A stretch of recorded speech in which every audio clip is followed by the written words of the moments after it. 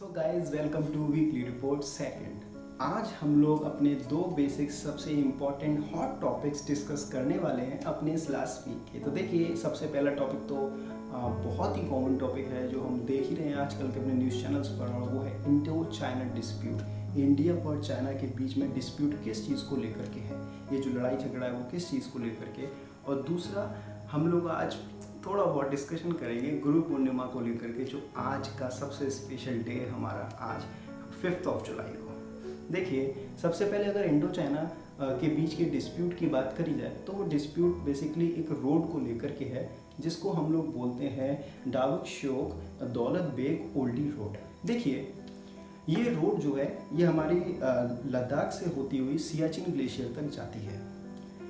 अब सियाचिन ग्लेशियर, जैसा आप लोगों को पता है, ये एक ऐसा पॉइंट है हमारे भारत का जो नज़र रख सकते हैं हम लोग वहाँ पर से चाइना के ऊपर भी और पाकिस्तान की उन एक्टिविटीज़ के ऊपर भी। अब क्योंकि वो एक ऐसा पॉइंट है जहाँ से हम चारों अपने तरफ नज़र रख सकते हैं, उन दोनों दुश्मनों पे नज़र रख सकते हैं, तो इसीलिए अगर वो रोड पूरी कंस्ट्रक्ट हो जाती है, जैसा कि हम देख रहे हैं अब वो कंस्ट्रक्ट इस ईयर हो ही जाएगी पूरी। अगर वो कंस्ट्रक्ट पूरी हो जाती है या जैसे वो हो जाएगी, तो अब उससे सियाचिन तक पहुंचने के लिए हमारे सोल्जर्स के लिए, हमारी आर्मी के लिए बहुत ज़्यादा एकोमोडेशन हो जाएगा और बहुत ही ज़्यादा उनके लिए कंफर्टेबल ट्रांसफ़र और ट्रैवल हो जाएगा।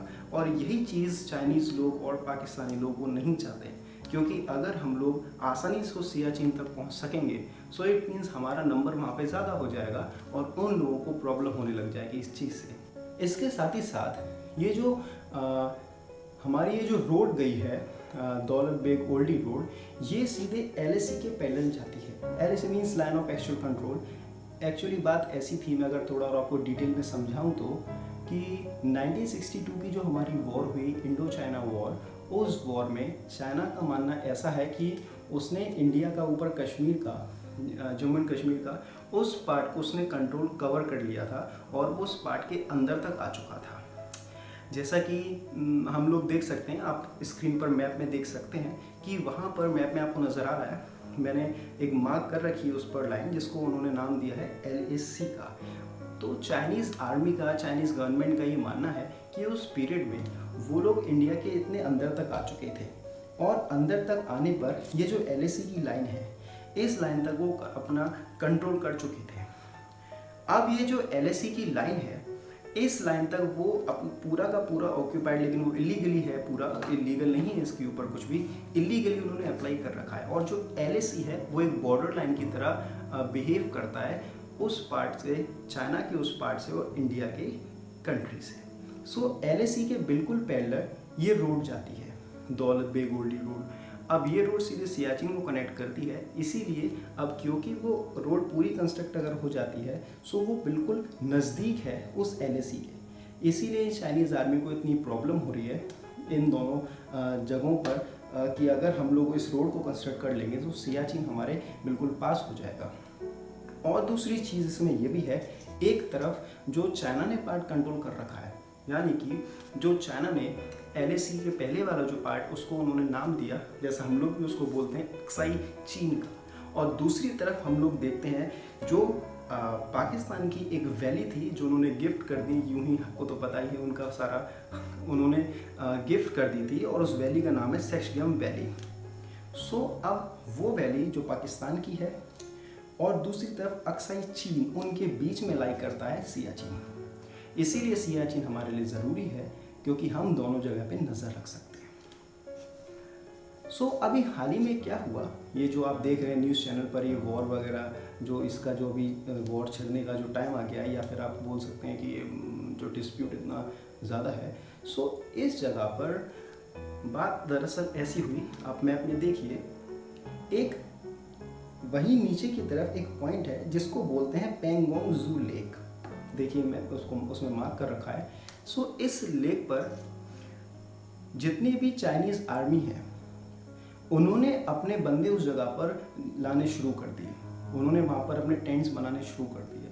अब क्योंकि वहाँ पर एग्रीमेंट हुआ था चाइना और इंडिया के बीच में कि वहाँ पर वो लोग किसी भी तरह से कोई अपनी आर्मी नहीं भेज सकता, सो अब वहाँ पर जब चाइनीज़ आर्मी ने अपना टेंट्स वगैरह लगाने शुरू कर दिए, अपने कैंप्स वगैरह, सो जब इंडियंस को वहाँ पर पता चले, इंडियन सोल्जर्स को, तो उन्होंने ही वहाँ पर जा करके अपने टेंट्स लगाने शुरू किए। और वहाँ पर आपने सुना भी होगा कुछ डिस्प्यूट ज़्यादा बढ़ गया था, फेस ऑफ हो गया था उनके बीच में, जिसमें काफ़ी इंजर्ड भी हुए थे और काफ़ी सोल्जर्स मर भी गए थे। तो वो इसी पॉइंट पर हुआ था। सो ये तो रही हमारा क्विक रिव्यूज़ पूरे के पूरे इंसिडेंट का। ऐसा ही ये इंसिडेंट हम लोग काफ़ी बार देख चुके हैं, लेकिन ये इंसिडेंट जो है फेस ऑफ का बहुत बड़ा इंसिडेंट है और ये सबसे बड़ा फेस ऑफ इंसिडेंट हमारे भारत का है। लेट्स होप कि ऐसा वॉर की सिचुएशन ना आए, चाइनीज़ आर्मी या चाइनीज़ गवर्नमेंट इसी तरह से मान जाए, एग्रीमेंट अगर हो जाता है दोनों के बीच में, तो let's hope for the best. So guys, दूसरा जो टॉपिक है हमारा आज का डिस्कस करने का, वो है गुरु पूर्णिमा का। देखिए आज 5 जुलाई बहुत ही बोल सकते हैं पवित्र दिन है, और आज हम सब लोग अपने गुरुओं को याद कर सकते हैं। आपके जो भी टीचर्स हैं, आप उनको मैसेज करिए, उनसे आप मिलने तो नहीं जा सकते लॉकडाउन में, लेकिन आप उनको मैसेज कर सकते हैं, उनको याद कर सकते हैं। अगर आपके टीचर्स आपके पास है तो हम सब की लाइफ में टीचर्स हमेशा कोई ना कोई एक ऐसा टीचर आता है जो हमारी ज़िंदगी को बदल के रख देता है, जो हमारे ज़िंदगी जीने के मायनों को बदल देता है और हमको एक अच्छा इंसान बनाता है। कहीं ना कहीं हम सब लोग भटके हुए होते ही हैं अपनी ज़िंदगी में, 10th 12th या फिर ग्रेजुएशन एंड ऑल, या फिर हमारी जो और छोटी क्लासेस हैं उसमें। लेकिन हम जब अपनी लाइफ के उस मोड़ पर होते हैं, उस टर्निंग पॉइंट पर होते हैं, तो एक ना एक टीचर हमारी ज़िंदगी में एक ऐसा शख्स आता है और वो हमारी सारी ज़िंदगी के मायने बदल देता है। तो आज हम उन्हीं टीचर्स को याद करेंगे और हम उन्हीं टीचर्स के लिए बहुत ही वेल विशेस करेंगे कि उनके साथ लाइफ में हमेशा अच्छा हो। उन्होंने हमको इतना काबिल बनाया, सो हम हमेशा उनके लिए खड़े रहें और उनको जब भी ज़रूरत हो तो हम उनके साथ ज़रूर खड़े रहें। इसी मौके पर मेरे खुद के कुछ स्टूडेंट्स ने मुझे एक पोम लिख करके दी थी।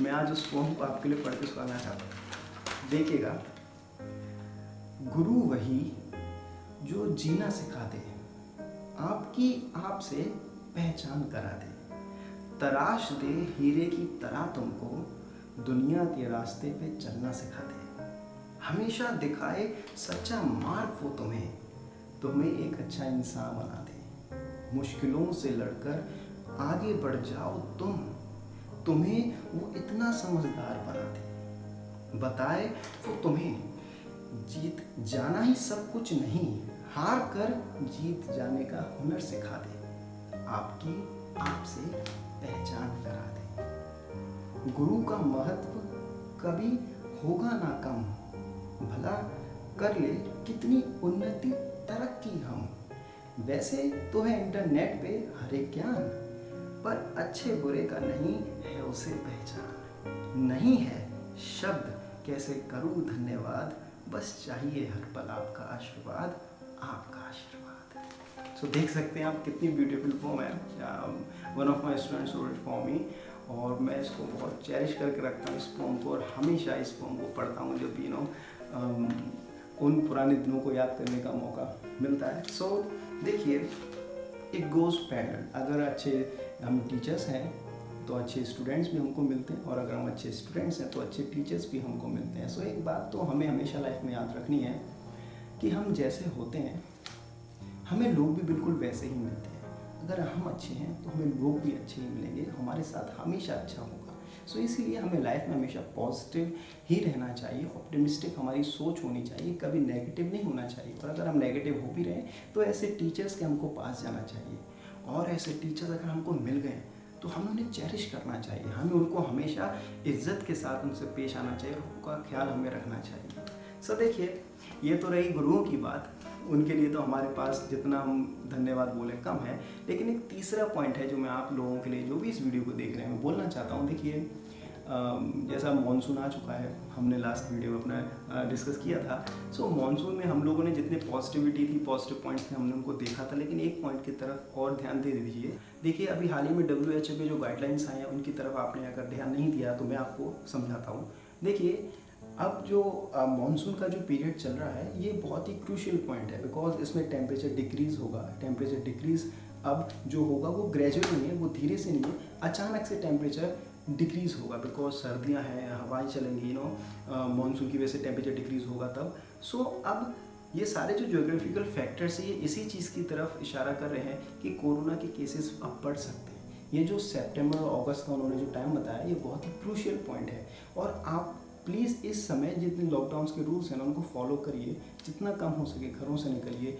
और देखिए कोई हंसी मजाक नहीं है, आप देख सकते हो कितनी डेथ इस वायरस की वजह से हो चुकी है। सो ये हमारा साल वैसे भी आपको पता है इतना अब बड़ा ही अजीब ऑकवर्ड जा रहा है, और अब अगर हम ध्यान नहीं देंगे इस क्रूशियल पॉइंट पर तो ये चीज़ें और बिगड़ सकती हैं। सो प्लीज़ आप इसका ध्यान रखिए।